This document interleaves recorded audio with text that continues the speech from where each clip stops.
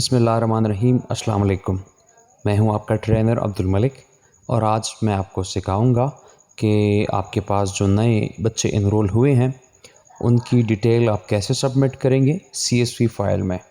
Video के start में ही मैं आपको कुछ इंस्ट्रक्शंस देता चलूं।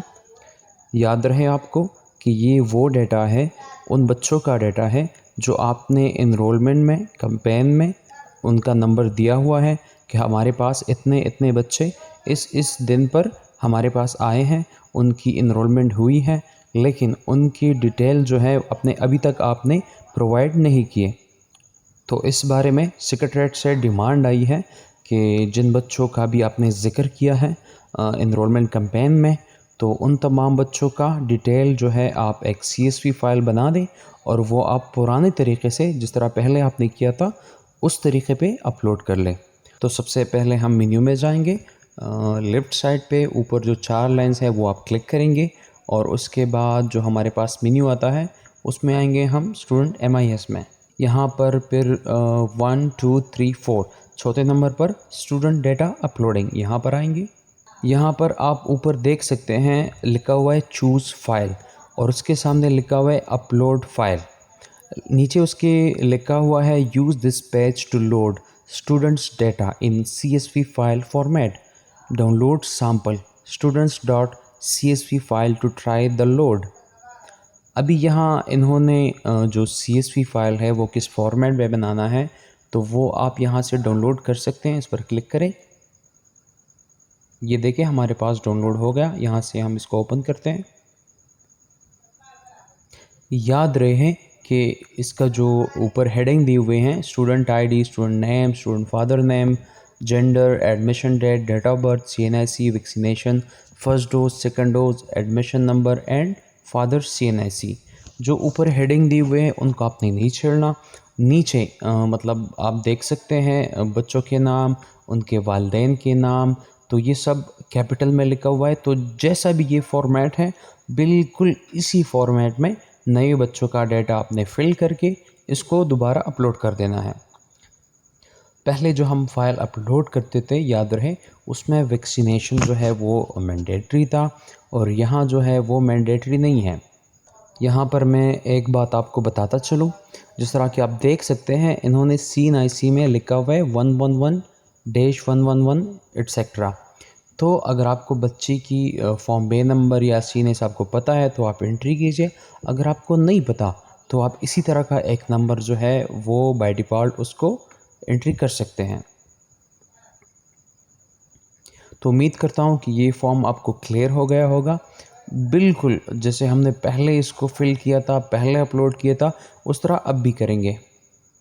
अब यहाँ आप देख सकते हैं चूज़ फाइल लिखा हुआ है और उसके सामने ये आइकन है और उसके फिर सामने लिखा हुआ है अपलोड फाइल। तो आप इस आइकन पर क्लिक करेंगे, यहाँ से अपना फ़ाइल जो है वो सेलेक्ट करेंगे और यहाँ से फिर ये अपलोड वाला ऑप्शन क्लिक करके ये जो आपका फ़ाइल है ये अपलोड हो जाएगा। फ़ाइल अपलोड होने से पहले ये आपको एक प्रीव्यू भी देगा कि आपके फ़ाइल में क्या क्या जो है इंक्लूडेड है। और जब आप अपने फ़ाइल का प्रीव्यू देख लें तो ऊपर यहाँ हमारे पास ऑप्शन है सेव, लेकिन अगर आपने जो फ़ाइल सेलेक्ट किया हुआ है वो आप अपलोड नहीं करना चाहते तो आपके पास फिर ऑप्शन होगा क्लियर, तो वो क्लियर हो जाएगा। तो यहाँ सेव पर क्लिक करने से आपका फ़ाइल अपलोड हो जाएगा और जो नए बच्चे आपके पास आए हैं उनका डेटा जो है वो अपलोड हो जाएगा। और जैसे ही आपका ये डेटा अपलोड हो जाएगा तो फिर ये तमाम डेटा डैशबोर्ड पर भी सबको दिखाई देगा। फ़ाइल चूज़ करने के बाद और प्रीव्यू देखने के बाद याद रहे कि आपने ये जगह भी फिल करनी है।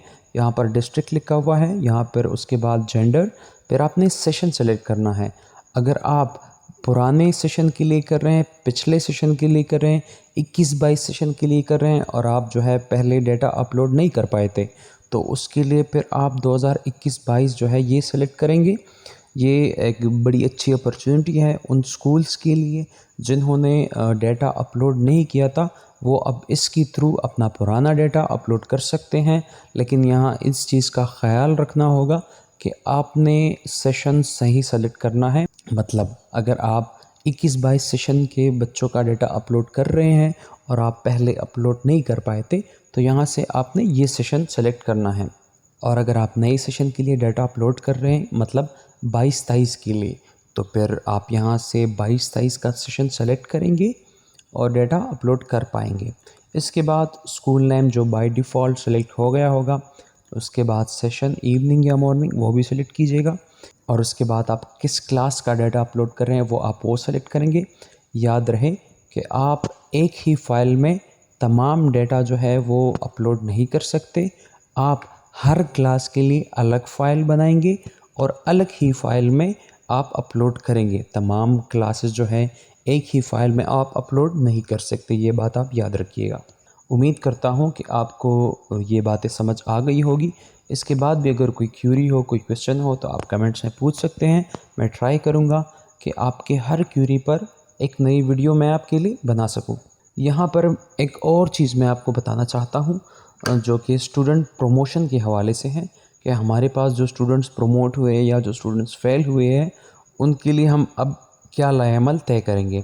तो आप दोबारा स्टूडेंट MIS में आएंगे, उसके बाद आप आएंगे स्टूडेंट प्रमोशन मैनुअल में। जब आप यहाँ क्लिक करेंगे तो हमारे पास एक अलग मेन्यू जो है वो खुल जाएगा। अब आप यहाँ देखिए, हमने पहले डिस्ट्रिक्ट सेलेक्ट करना है जो कि 410 सेलेक्ट हो गया है, फिर जेंडर, फिर स्कूल नेम, उसके बाद उस बच्चे का करंट सेशन हमने सेलेक्ट करना है। तो फॉर एग्ज़ाम्पल मैं सेलेक्ट करता हूँ 21-22। फिर उसका न्यू सेशन जो है आप देख सकते हैं ऑटोमेटिक सेलेक्ट हो गया, 20, 22 एंड 23। फिर उसके बाद फ्रॉम क्लास, किस क्लास से वो प्रमोट हो रहा है, फिर यहाँ मैंने 2 सेलेक्ट कर लिया। फिर क्लास सेक्शन, याद रखिएगा सेक्शन बहुत ज़रूरी है, और सेक्शन आप स्टूडेंट क्लास अपडेट से जो है वहाँ आप दे सकते हैं। तो यहाँ पर सेक्शन आप सेलेक्ट करेंगे। यहाँ पर देखिए प्रोमोटेड क्लास, ये बच्चा जो है ये किस क्लास को प्रोमोट हो रहा है। तो 2 क्लास में था, तो ऑब्वियसली ये 3 क्लास को प्रोमोट हो जाएगा। अब यहाँ से आप प्रोमोट डेट जो है वो आप सेलेक्ट करेंगे, जिस डेट में भी वो प्रोमोट हो रहा है तो वो आप यहाँ से सेलेक्ट करेंगे। अभी आप देख सकते हैं कि क्लास 2 के जितने भी बच्चे हैं वो मेरे सामने आ गए हैं, मेन्यू खुल गया है। और फिर यहाँ से अब हम इसको प्रमोट करेंगे, या जो बच्चे फ़ेल हो गए हैं वो यहाँ पर हम इसको स्टेटस चेंज करके फ़ेल कर देंगे। ये आप देख सकते हैं मेरे पास ऑप्शन है स्टेटस, इस पर डबल क्लिक करेंगे। यहाँ पर लिखा हुआ है प्रोमोटेड या फेल। तो अगर बच्चा प्रोमोट हो गया है, पास हो गया है तो प्रोमोटेड, अगर बच्चा फेल हो गया तो आप यहाँ से फेल सेलेक्ट कर सकते हैं। अब मैंने प्रोमोटेड सेलेक्ट कर लिया। अब यहाँ लिखा हुआ है 2, तो यहाँ पर आप देख सकते हैं 3 का ऑप्शन आ गया, क्लास 3, क्योंकि मैंने ऊपर ऑलरेडी फ्रॉम क्लास में 2 और प्रोमोटेड क्लास में 3 सेलेक्ट किया हुआ है, तो आप ये सेलेक्ट करेंगे। अब यहाँ से सेक्शन, तो बच्चा अब किस सेक्शन में जा रहा है आपको पता होना चाहिए। तो मेरे पास 3 क्लास में भी एक ही सेक्शन है, तो मेरे पास ए का ऑप्शन आ गया। आपने अगर 3 क्लास में 2 सेक्शन दिए हुए हैं, 3, 4 जितने भी आपने सेक्शन दिए हुए हैं, आपको यहाँ तमाम ऑप्शन जो है वो मिल जाएंगे। सब्जेक्ट ग्रुप, अभी 3 क्लास में हमारे पास ये सब्जेक्ट ग्रुप है, तो आपको पता होना चाहिए कि बच्चा किस सब्जेक्ट ग्रुप में जाएगा। अभी हमारे स्कूल्स में यही रूल्स हैं कि जब बच्चा अगर नए स्कूल जाता है, मतलब primary to middle, middle to high, तो उसका एडमिशन नंबर चेंज हो जाता है। इस तरह की कुछ रूल्स हैं। तो अगर बच्चे का एडमिशन नंबर जो है वो उसको नया मिल जाता है, तो यहाँ से हम उसको उसका एडमिशन नंबर जो है वो यहाँ नया एंट्री करेंगे। तो इसी तरह हम मैनुअली एक एक बच्चे का स्टेटस जो है वो चेंज करेंगे। उसके लिए क्लास सेलेक्ट करेंगे, उसके लिए सेक्शन सेलेक्ट करेंगे, उसके लिए सब्जेक्ट ग्रुप सेलेक्ट करेंगे, और उसके लिए न्यू एडमिशन नंबर सेलेक्ट करेंगे। तो इसी तरह जो बच्चे अब प्रमोट हो गए हैं या जो बच्चे रह गए हैं, फेल हो गए हैं, तो यहाँ से हम उसका स्टेटस चेंज कर सकते हैं। अभी हमारे पास ये क्वेश्चंस आ रहे हैं कि जो बच्चे फ़ेल हो गए हैं उनका जो है अब हम क्या करेंगे। तो जैसे मैंने ऑलरेडी एक्सप्लेन किया हुआ है कि आप उनका जो है स्टेटस चेंज करेंगे। आप उनको प्रमोट नहीं करेंगे, यहाँ से उनके लिए फेल का ऑप्शन सेलेक्ट करेंगे तो वो उसी क्लास में दोबारा रह जाएंगे। उम्मीद करता हूँ कि स्टूडेंट प्रमोशन में और CSV फाइल अपलोडिंग में इंशाल्लाह आप कोई इशू नहीं होगा।